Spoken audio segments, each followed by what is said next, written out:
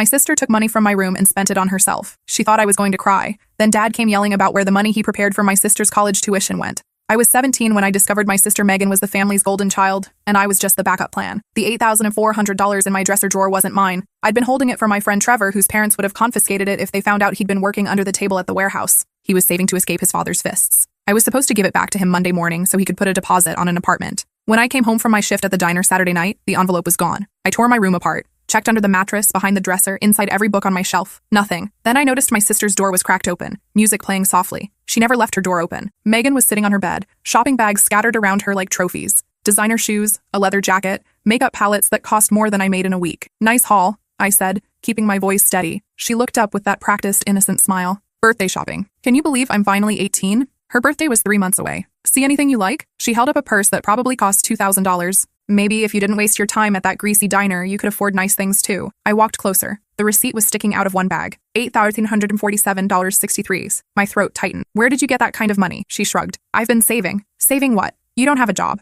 I do things for Dad sometimes. Help with his business stuff. Dad owned 3 hardware stores. Megan had never set foot in any of them. You took it from my room. Her face didn't even flicker. Prove it. That's when Dad's voice exploded from downstairs. Megan, kitchen, now! We both froze. Dad never yelled. Not when I failed chemistry. Not when Megan crashed his BMW. Never. She grabbed my arm as we headed downstairs, her nails digging in. Whatever happens, keep your mouth shut. Dad was standing by the kitchen table, his face purple with rage. Mom sat in the corner, tears streaming down her face. On the table was an empty safe deposit box. Where is it? His voice was deadly quiet now. Where's what? Megan's voice cracked slightly. Your college fund. $42,000. Gone. My blood went cold. Megan's hand tightened on my arm. I don't know what you're talking about, she said. Dad slammed his fist on the table. I went to transfer it to the university. The bank showed me the withdrawal. Your signature. 3 days ago. 3 days ago. The same day Trevor's money disappeared. Mom finally spoke. We mortgaged the house for that money, Megan. Sold my mother's jewelry. That's when I noticed the shopping bags by the door. Not just from today. Dozens of them. Hidden behind the coat rack. You've been stealing for months, I whispered. Megan turned to me, and for the first time I saw real fear in her eyes.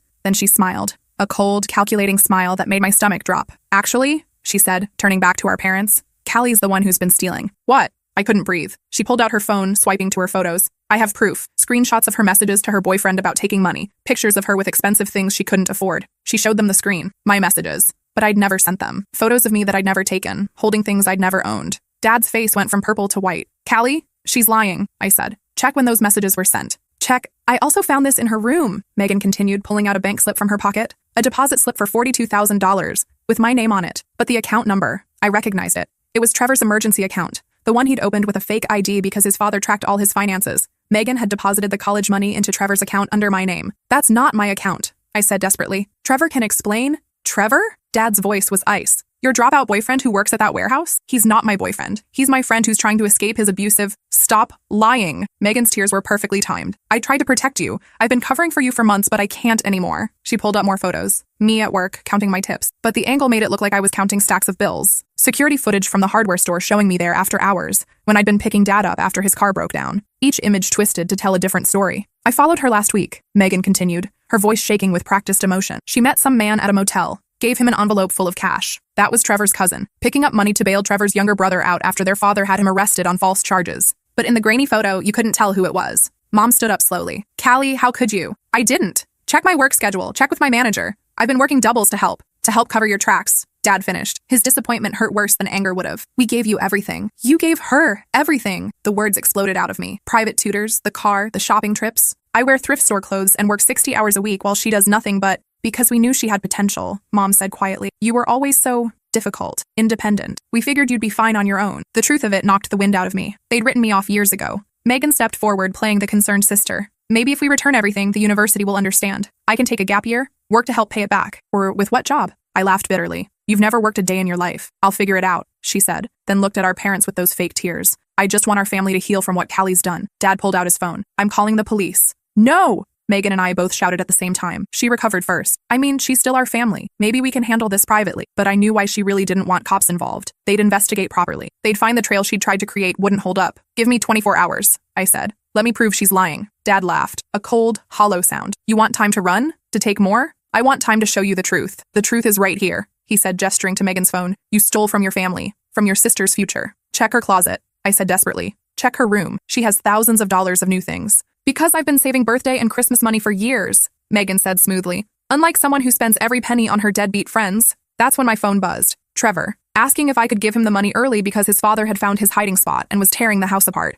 I looked at the message, then at my family. If I told Trevor the truth, he'd be trapped, maybe killed. But if I didn't clear my name, I need to make a call, I said. You're not going anywhere, Dad said, stepping between me and the door. Then let me call here, on speaker. You can hear everything. He nodded slowly. I dialed Trevor's number, my hands shaking. Callie? Thank God. My dad's going insane. Can you bring the money now? Trevor, I said carefully. The money's gone. Silence. Then, what? Someone took it. All of it. Callie, this isn't funny. I need that money. If I don't get out tonight, I know. I'm sorry. I'm so sorry. You promised. His voice broke. You said it would be safe. I thought it would be. My 13-year-old brother has a broken arm because of him. I've been saving for 2 years. That money was our only chance to get out. Dad's expression flickered. Mom put her hand over her mouth. Who's this Trevor? Dad asked after I hung up. My coworker. His father is Anthony Brennan. Dad went pale. Everyone knew Anthony Brennan. Half the police force was scared of him. The other half was on his payroll. You were hiding money from Anthony Brennan's son in our house? Mom whispered. He was trying to save his siblings, I said. His father beats them. Trevor's been working under the table because his father takes any legal income. This is just another lie, Megan said quickly. She's making it up. But Dad was looking at her now, really looking, at the designer bags,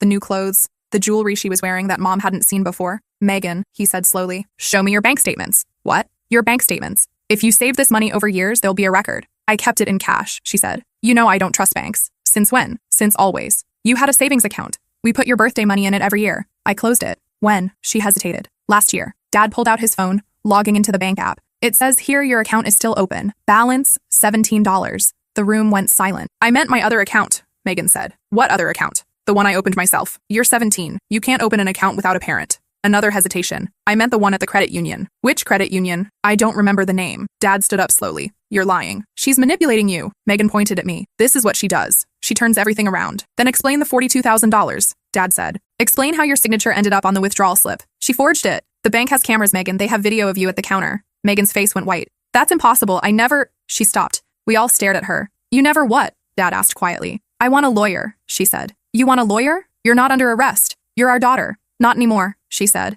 And the mask finally slipped completely. I'm done pretending to be grateful for scraps while you pour everything into this family's reputation. Scraps? Mom stood up. We gave you everything. You gave me expectations, requirements. I had to be perfect, get straight A's, get into an Ivy League school, become a doctor or lawyer, live your dreams, not mine. So you stole your college fund? I took what I was owed. 18 years of being your show pony. $42,000 doesn't begin to cover it. Dad sat down heavily. Where's the money, Megan? Gone. Spent. Invested in my actual future. Which is? None of your business. That's when I remembered something. The shopping bags. From today. The receipt said $8,000. Everyone turned to look at the bags by the door. That's Trevor's money, I said. She took it from my room and spent it on herself. Megan laughed. Prove it. The serial numbers, I said suddenly. Trevor's paranoid. He wrote down all the serial numbers of the bills. He has them in his phone. Megan's smirk faltered. Dad called Trevor back, put him on speaker, asked him to read the serial numbers. Trevor, confused but desperate, read them out. All hundreds. Sequential numbers from the bank where he'd cashed his paychecks. Now, I said, check the cash in her wallet. Megan clutched her purse. You can't. We can and we will,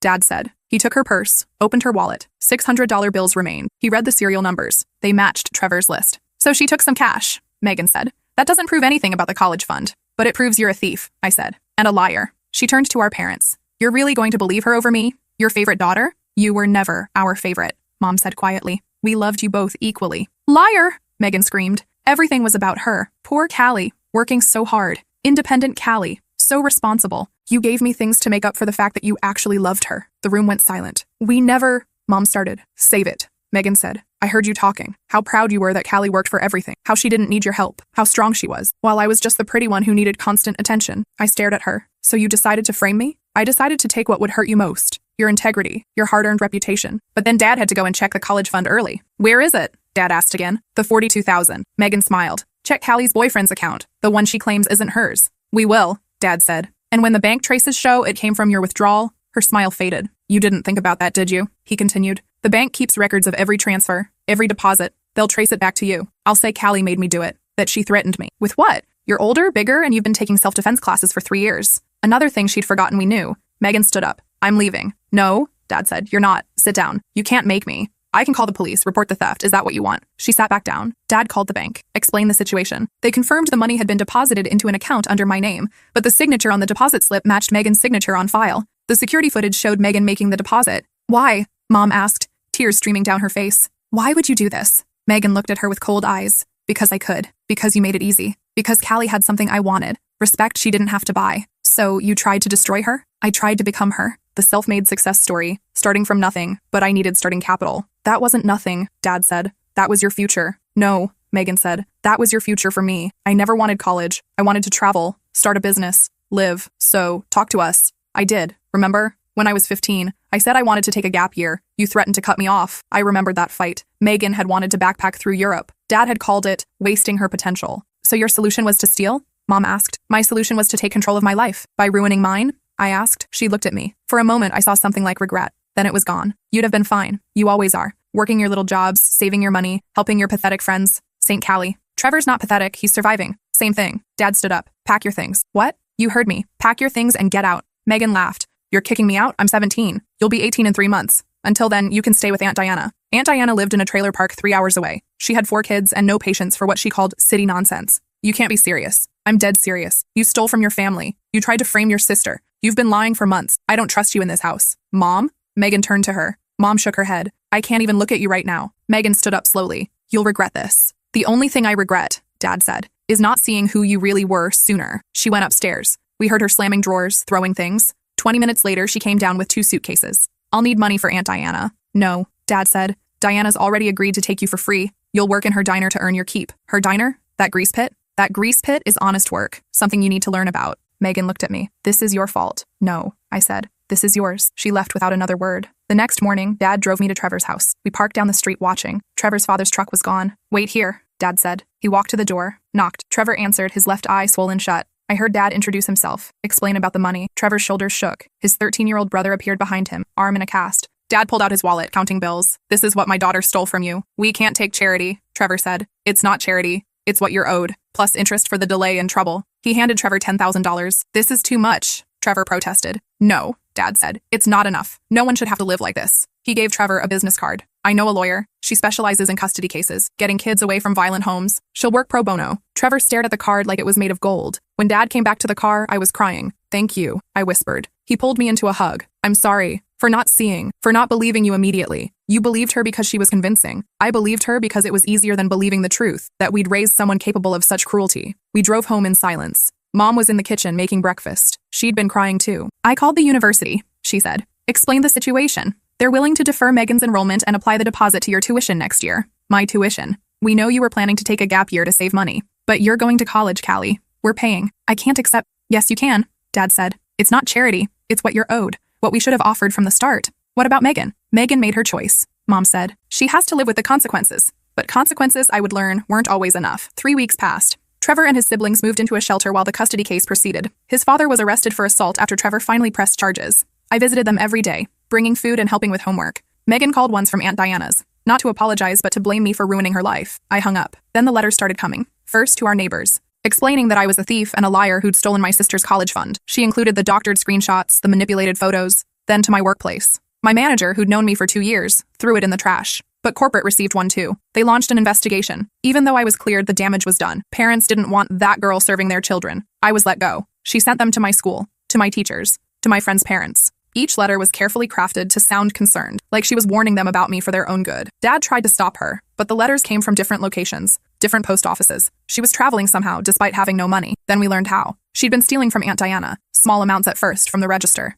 then from Diana's savings jar. Finally, she'd taken Diana's credit card and maxed it out. Diana pressed charges. Megan was arrested in a bus station, 2 states away. She called Dad from jail. Get me out. No, I'm your daughter. You were. Now you're just someone who shares our DNA. She got 6 months in juvenile detention for the theft and fraud. Would have been more if she'd been 18. During those 6 months, life slowly returned to normal. I started at a new restaurant. Trevor's custody case was progressing. His father was facing serious jail time. The younger kids were placed with Trevor temporarily while he petitioned for guardianship. I tutored his siblings in the evenings. Dad hired Trevor at the hardware store. Mom taught his sister to sew. We became an odd kind of extended family. The night before Megan's release, Dad sat me down. She's not coming home, he said. Where will she go? There's a halfway house for teens aging out of the system. She'll stay there, get her GED, find work. Will you help her? We'll pay for the halfway house, nothing more. She needs to learn to stand on her own. What if she comes here? We have a restraining order. If she comes within 500 feet, she'll be arrested. It felt extreme. Then again, Megan had always been extreme. She got out on a Tuesday. By Thursday, she disappeared from the halfway house. Friday evening, I was walking to my car after work when I saw her. She was thinner, her hair dyed black, wearing clothes I didn't recognize. Hey sis, I pulled out my phone. You're violating the restraining order. I just want to talk. We have nothing to talk about.